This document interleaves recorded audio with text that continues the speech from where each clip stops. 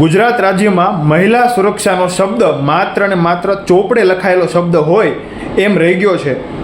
ગુજરાતમાં ગયા અઠવાડિયે 3 એવી ઘટના બળાત્કારની સામે આવી છે, એ પણ અમદાવાદ અને ગાંધીનગર જેવા પોર્શ હાઈફાઈ સતત ગીચ વિસ્તારમાં.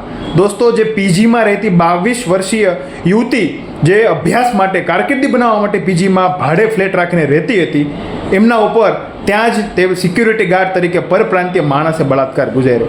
દોસ્તો, રાજ્યમાં બળાત્કારની ઘટના ખૂબ નિંદનીય છે, કરુણતાસભરની છે, ન જ હોવી જોઈએ. પરંતુ એનાથી વિશેષ એક ગંભીર બાબત તો એ છે કે જેમને સિક્યુરિટીનો સલામતીનો જિમ્મો આપ્યો તો સિક્યુરિટી ગાર્ડ તરીકે, એ ખુદ બળાત્કાર ગુજારે. મિત્રો, વિચાર કરો, અન્ય લોકોથી સાવધાની માટે, સલામતી માટે કોઈને ગાર્ડ તરીકે નોકરી આપો છો પગાર આપીને, એ ખુદ બળાત્કાર કરે.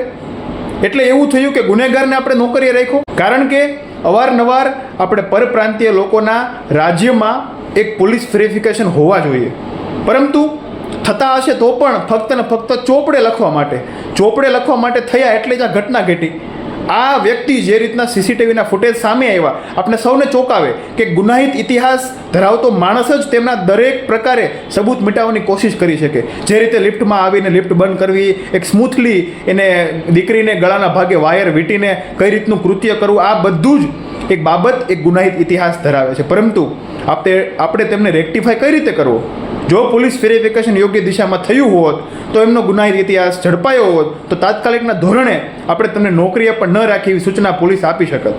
પરંતુ રાજ્યમાં એવા ઘણી બધી જગ્યાએ પરપ્રાંતીય લોકો આવે છે, નજીવી કિંમતે ઓછા પૈસા માટે પબ્લિક એને રાખે તો છે, પરંતુ પોલીસવાળા એમને ક્લીન ચીટ આપી દે ને પોલીસ વેરિફિકેશનમાં સ્મૂથ બતાવી દે તો આ ઘટના ઘટે.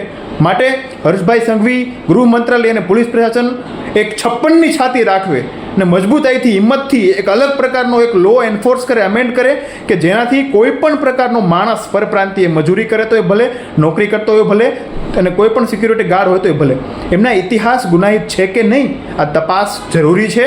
તો જ ભવિષ્યમાં મહિલા સુરક્ષા વિશે આપણે વાત કરી શકશું. કારણ કે જો ગુનેગારને જ નોકરીએ રાખ્યો હોય ત્યારબાદ ઘટના ઘટે એમાં નવાઈ નહીં.